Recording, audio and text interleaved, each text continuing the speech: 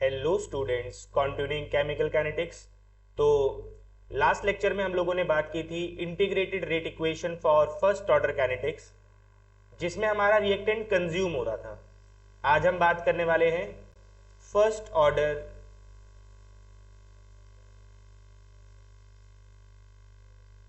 Growth reaction के बारे में, जिसमें रिएक्टेंट कम नहीं होगा, जिसमें रिएक्टेंट की कंसेंट्रेशन बढ़ेगी विद रिस्पेक्ट टू टाइम। इसका एग्जाम्पल है जैसे बैक्टीरियल ग्रोथ। तो जेई में बैक्टीरियल ग्रोथ के ऊपर क्वेश्चंस देखे गए हैं। तो मान लीजिए आपके पास कोई रिएक्टेंट ए है जो with respect to time double हो गया, 2a हो रहा है टाइम के साथ। रिएक्टेंट कम नहीं हो रहा है, यहाँ पे बैक्टीरियल ग्रोथ बढ़ती है ना, जैसे जैसे टाइम बढ़ता जाता है जैसे वैसे वैसे बैक्टीरियाज बढ़ते हैं, ग्रो करते हैं। तो मान लीजिए कि आपके पास रेट कांस्टेंट k है। This is rate constant for reaction, rate constant for reaction. तो मान लीजिए आपके पास एट टाइम 0 जो कंसेंट्रेशन ऑफ रिएक्टेंट है ए नॉट, दैट इज ए, और आफ्टर सम टाइम t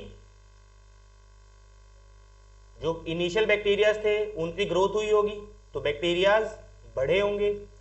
तो जब ये डिवाइड होंगे तब नए बैक्टीरियाज बनेंगे। तो मान के चलिए यहां से खर्च हुआ है x, after some time t final concentration of reactant. तो मान के चलिए यहां से आपके पास x खर्च हुआ है।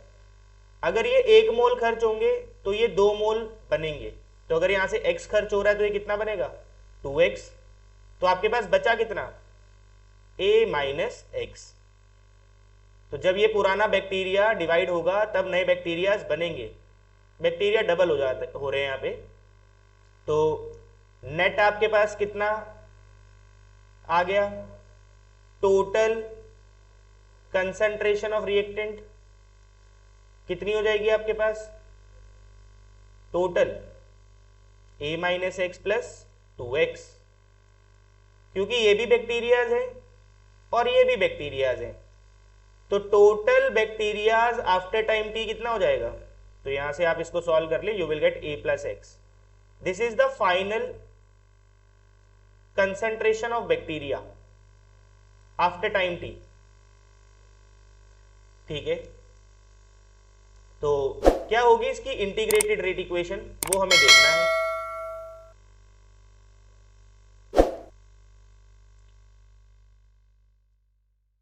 तो सबसे पहले आप यहां पर देख पा रहे हैं कि जो A है वो डिसअपियर भी हो रहा है, लेकिन सेम टाइप पर A फॉर्म भी हो रहा है।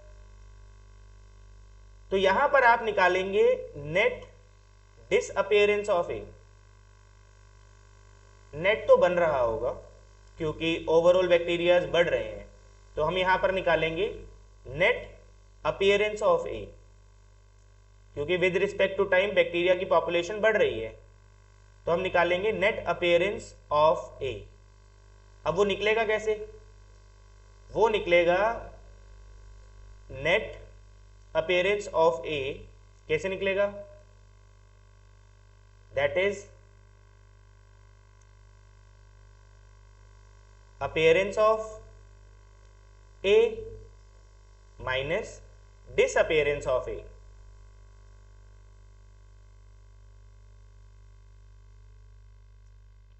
क्योंकि बैक्टीरिया सेम टाइम पर बन भी रहे हैं और सेम टाइम पर बैक्टीरिया खर्च भी हो रहे हैं, क्योंकि ओवरऑल बन ही रहे होंगे, तो इसलिए हमने निकाला है नेट अपीयरेंस ऑफ ए। और वो नेट कैसे आएगा, अपीयरेंस ऑफ ए में से डिसअपीयरेंस ऑफ ए को क्या कर दे, माइनस कर दे। तो क्या होगा नेट अपीयरेंस ऑफ ए, तो ये हो जाएगा D A by D T. हाँ जी, अपीयरेंस तो आप लोगों को लास्ट क्लास में सिखाया गया है how to write rate of reaction in terms of appearance और डिसअपीयरेंस। तो क्या होता है appearance of A, appearance of A होगा plus D A by D T.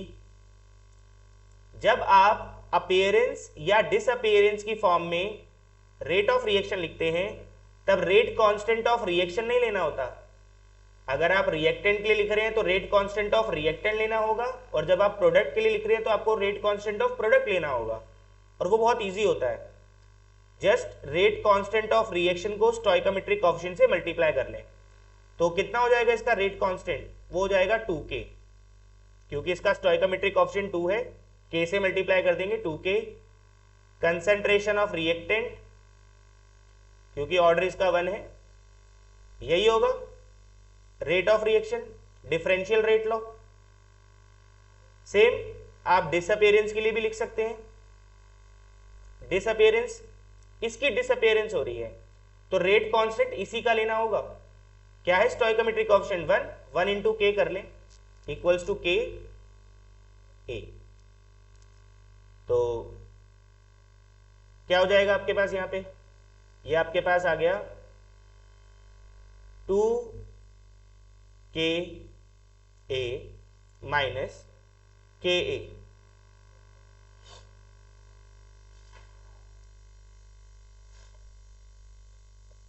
तो dA बाई डी टी किसके बराबर आ जाएगा आपके पास, ये माइनस कर लें तो यू विल गेट के ए।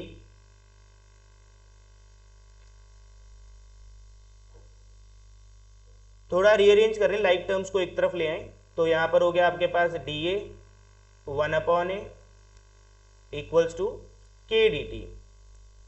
अब करें इंटीग्रेटिंग बोथ साइड,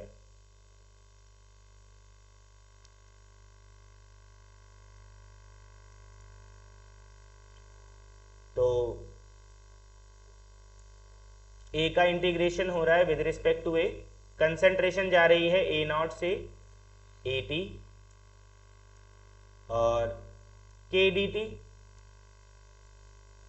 टाइम जा रहा है टाइम 0 टू टाइम t। अब आप जानते ही हैं जब नीचे वाले का डिफरेंशिएशन ऊपर होता है तो उसका रिजल्ट क्या होता है, उसका रिजल्ट होता है log mod of denominator. Limit जा रही हैं a0 से at equals to integration of 1 with respect to dt क्या हो जाएगा, t, लिमिट जा रही है 0 टू t। एक बार अपर लिमिट डाल लें माइनस, एक बार लोअर लिमिट डाल लें, यहां पर भी एक बार अपर लिमिट माइनस, एक बार लोअर लिमिट। क्या होता है log m minus log n, वो होता है log m बाय n। यहां पर आपके पास बचा kt, तो फाइनल फॉर्मूला आपके पास क्या बनकर आ रहा है रेट कांस्टेंट का, that is k equals to 1/t ln at by a0। तो क्या फर्क है पिछले फॉर्मूला में, जब डिक्रीज हो रहा था रिएक्टेंट, जब फर्स्ट ऑर्डर का इंटीग्रेटेड रिएक्शन रेट लॉ लिखा था हमने, तो वहां पर था 1/t ln a0 by at, जब रिएक्टेंट डिक्रीज हो रहा था फर्स्ट ऑर्डर में। अभी फर्स्ट ऑर्डर बैक्टीरियल ग्रोथ है, ग्रोथ रिएक्शन है, तो यहां पर बस क्या है फाइनल कंसंट्रेशन ऑफ रिएक्टेंट ऊपर है, यह है फाइनल कंसंट्रेशन ऑफ रिएक्टेंट जो आपके पास बचा होगा आफ्टर टाइम t, और a0 क्या है initial concentration of reactant.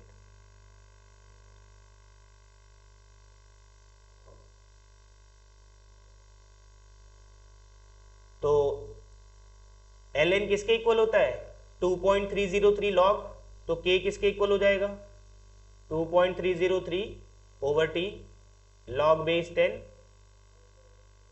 Final concentration आपके पास अभी आपने ऊपर निकाला था वो आया था a प्लस एक्स, और इनिशियल कितनी है आपके पास a। तो कुछ नहीं है, बस जब आपके पास बैक्टीरियल ग्रोथ होगा या फिर ग्रोथ रिएक्शन होगी तो फाइनल कंसंट्रेशन ऊपर आती है और इनिशियल नीचे आती है, और जब फर्स्ट ऑर्डर डिकम्पोजिशन मतलब जब खर्च हो रहा होगा, रिएक्टेंट की कंसंट्रेशन कम हो रही होगी, तो इनिशियल ऊपर आता है और फाइनल नीचे आता है।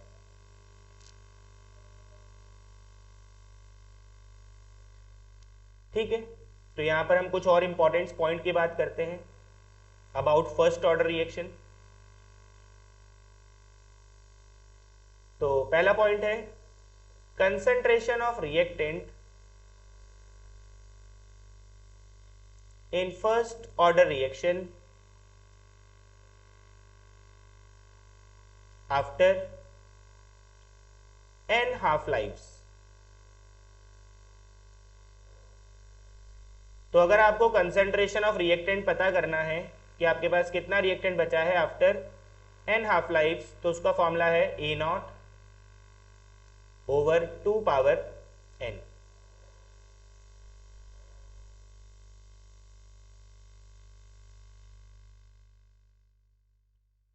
तो अगर आपको क्वेश्चन में कहा जा रहा है आपके पास टी हाफ है, टी 1/2, इसका मतलब क्या हुआ? टी हाफ का मतलब है कि हाफ ऑफ द रिएक्टेंट क्या हो चुका है? Half of the reactant is reacted और half of the reactant is left. Half of the reactant is left. अगर आपको क्वेश्चन में टी 1/4 दिया जा रहा है, 1/4, इसका मतलब क्या है कि 1/4 of the reactant is reacted and कितना बचा होगा आपके पास अभी? 3/4 of the reactant is left, जो भी बचा हुआ है रिएक्ट होने के लिए। ठीक है, जैसे आपको दिया गया टी 1/10, क्या मतलब है इसका? कि 1/10 of the reactant is reacted and 9/10 of the reactant is left. जैसे क्वेश्चन है आपके पास,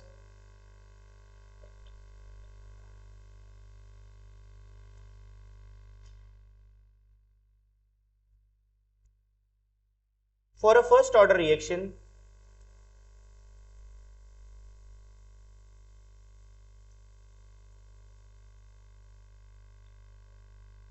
रिएक्शन दी गई है आपको A टू P, आपसे कहा जा रहा है फाइंड, फर्स्ट पार्ट है T 1/2 ओवर T 3/4, सेकेंड आपको पूछा जा रहा है T 7/8 ओवर T 1/4। ठीक है, शुरू करते हैं इसको।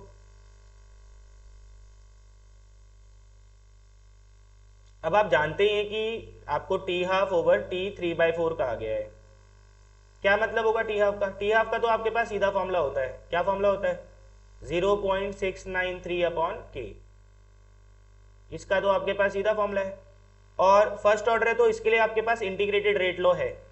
क्या होता है टाइम का फॉर्मूला? टाइम का फॉर्मूला होता है 1 अपॉन के या फिर 2.303 अपॉन के लॉग ऑफ इनिशियल कितना है आपके पास? ए नॉट, फाइनल 3/4 का मतलब क्या है कि 3/4 क्या हो चुका है? रिएक्ट हो चुका है। तो लेफ्ट कितना होगा? लेफ्ट होगा आपके पास 1/4 ऑफ इनिशियल। तो यहां पर आपका के से के कैंसिल आउट हो जाएगा, ए नॉट से ए नॉट कैंसिल आउट हो जाएगा। तो ये हो गया आपके पास 0.693 ओवर 2.303 क्या बचा आपके पास? log 4। log 4 को क्या लिख सकते हैं आप? 2 का स्क्वायर, तो वो हो जाएगा 2 log 2 और log 2 का वैल्यू कितना होता है? वही लगभग 0.3। तो इसको आप सॉल्व कर लें, तो इसको सॉल्व कर आपके पास आ जाएगा लगभग 1/2। सॉल्व कर लेंगे इसको आप। नेक्स्ट सेकंड आपको निकालना है T 7/8 ओवर T 1/4। तो वही लगाएं आप इंटीग्रेटेड रेट लॉ। क्या होता है integrated rate law? 1 upon K ln initial over final. कितना बचा होगा? 7/8 का मतलब है कि 7/8 of the reactant is consumed, तो you are left with 1/8 of initial concentration over 1/4 का मतलब क्या हो जाएगा? 1/4 of the reactant is reacted और 3/4 of the reactant is still left. Final concentration of reactant जो बची होती है वो लेनी होती है। तो ए नॉट से A naught cancel out, A naught से A naught cancel out, 1/k से 1/k कैंसिल आउट, तो यहाँ पर आपके पास क्या आ गया, ln 8, और यहाँ क्या आ जाएगा आपके पास, ln 4/3। अब ln तो आप नहीं सॉल्व कर सकते, तो ln किसके इक्वल होता है, 2.303 log 8 को आप क्या लिख सकते हैं, 2/3।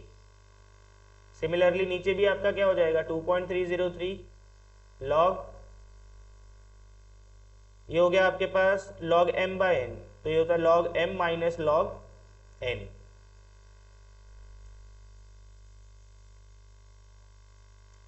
यहां पर आपका 2.30 से ये कैंसिल आउट हो जाएगा, तो आपके पास आ गया 3 log 2 की वैल्यू 0.3, log 4 0.6, log 3 0.47, तो ऊपर हो गया आपके पास 0.9 ओवर 0.1, तो लगभग आपके पास आ गया 9/1, यानी कि 9:1।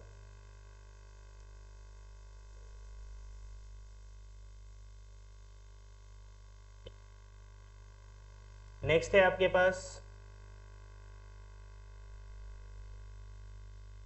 जैसे एक और क्वेश्चन है, आपको दिया गया है first order reaction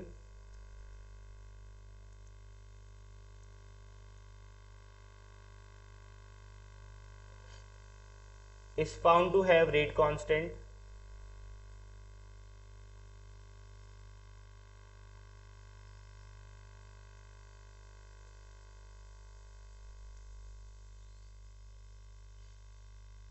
(7.39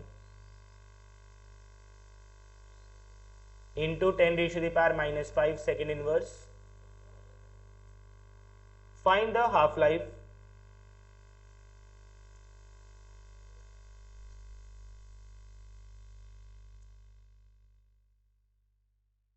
of this reaction।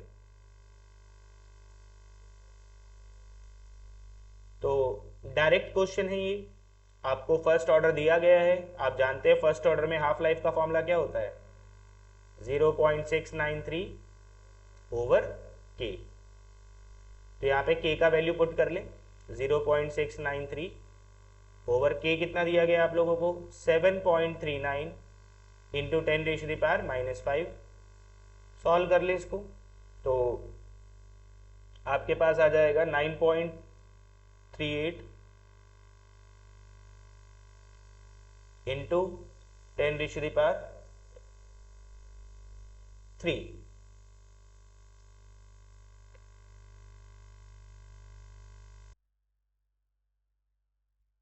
Next question है, जैसे आपके पास half life of a first order reaction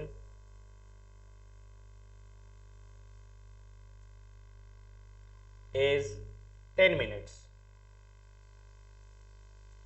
Find the time taken for 99.9% completion of this reaction। तो एक फर्स्ट ऑर्डर रिएक्शन है आपके पास और आपको उसका हाफ लाइफ दिया गया है, ठीक है। तो आप जानते हैं हाफ लाइफ किसके बराबर होता है, 0.693 ओवर के। तो यहां से आप के निकाल सकते हैं, 0.693 ओवर 10। यह आपका रेट कांस्टेंट आ चुका है। अब आपके पास इनिशियल कंसेंट्रेशन, मान लो हमेशा इनिशियल आप 100 लेके चलें, इनिशियल आपके पास 100% है। अब यहां पे कहा जा रहा है find the time taken for 99% completion, मतलब रिएक्शन 99% कंप्लीट हो चुकी है। इसका मतलब प्रोडक्ट कितना बन चुका होगा, 99%, 99.9% of the product is formed. तो इसका मतलब यहां से कितना रिएक्टेंट खर्च हो चुका है, 99.9% of the reactant is consumed. तो आपके पास कितना रिएक्टेंट बचा होगा after time T, you are only left with 0.1%, क्योंकि 99.9% रिएक्शन कंज्यूम हो चुकी है। तो आपके पास रिएक्टेंट सिर्फ कितना बचा होगा, ओनली 0.1%। तो क्या है आपके पास फॉर्मूला रेट टाइम निकालने का फॉर फर्स्ट ऑर्डर 2.303 अपॉन के आया है आपके पास 0.693 ओवर 10 लॉग इनिशियल आपके पास कितना है, हमेशा 100 होगा इनिशियल, और फाइनल आपके पास कितना बचा है अभी, ओनली 0.1%। तो इसका भी डेसिमल हटा लें आपके पास यहाँ पे 1000 हो गया। 1000 को आप क्या लिख सकते हैं, log 10 पावर 3, तो वो हो जाएगा 3 log 10, log 10 1 होता है ओवर 0.693। तो इसको आप सॉल्व कर लें तो log 1000 हो गया आपके पास, सॉल्व करेंगे इसको आप तो ये हो गया आपके पास डेसिमल। चलो इसको ऐसा करते हैं हम, इसको आप थोड़ा सा राउंड ऑफ कर लें, 2.3 ले लें इसको, और ये आपके पास हो गया 30 अपॉन इसको आप ले लें लगभग 0.69 ले लें इसको, 0.69 क्योंकि कटिंग हो जाएगी यहाँ पे, तो 0.69 है। तो यहाँ से आपके पास कितना आ जाएगा, 100 आ जाएगा, और यहाँ से आपके पास 10 आ जाएगा। तो 23 1 जा 3 जा 3 10 जा, ये कैंसिल आउट हो जाएगा, तो you are left with 100 minutes. मतलब 99.9% रिएक्शन कंप्लीट होने में कितना टाइम लगेगा, 100 मिनट्स लगेंगे। तो इस तरीके से आपके पास न्यूमेरिकल प्रॉब्लम्स होती हैं फर्स्ट ऑर्डर में। जैसे एक और क्वेश्चन है आपके पास, आपको कहा जा रहा है शो दैट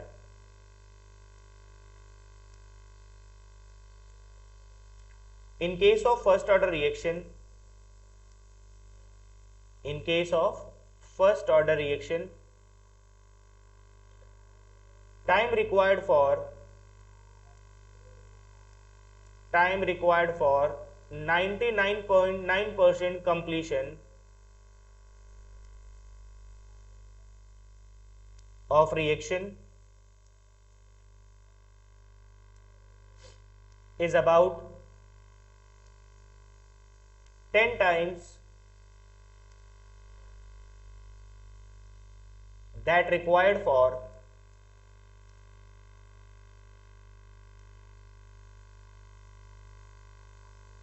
half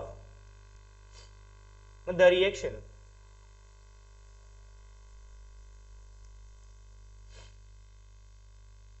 ठीक है, तो आपसे क्वेश्चन में कहा जा रहा है कि आप ये शो करें कि 99.9% कंप्लीशन ऑफ रिएक्शन जितने टाइम में होगी वो लगभग 10 टाइम्स है जितने में half of the reaction complete होगा। ठीक है, तो आप जानते ही हैं T 99.9% कैसे लिखेंगे आप, फर्स्ट ऑर्डर के लिए क्या होता है, integrated rate law, time equals to 2.303 over K log of initial आपके पास हमेशा 100 होती है, और 99.9% रिएक्शन कंप्लीट हो चुका है, तो आपके पास कितना बचा होगा रिएक्टेंट, ओनली 0.1%। तो यहां से आपका ऊपर 1000 हो जाएगा। And what is T half, T half का फॉर्मूला क्या हो जाएगा आपके पास 2.303, वैसे तो सीधा फॉर्मूला भी होता है आपके पास, लॉग ऑफ इनिशियल आपके पास 100 है, अब क्योंकि 50% ऑफ द रिएक्शन हो चुका है तो कितना रिएक्टेंट बचा होगा, 50 अभी भी बचा होगा, तो ये आपके पास कितना हो गया log 2।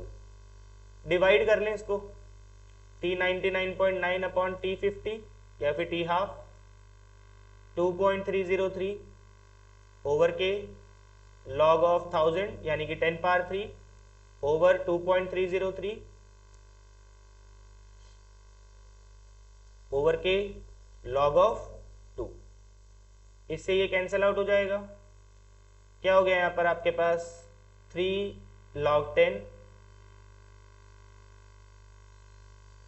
log 2 कितना हो जाएगा आपके पास 0.3, log 10 कितना होता है 1, इसका डेसिमल हटा लें ऊपर आपके पास 30 आ जाएगा अपॉन 3, log 10 1 होता है, ये 10 आ गया।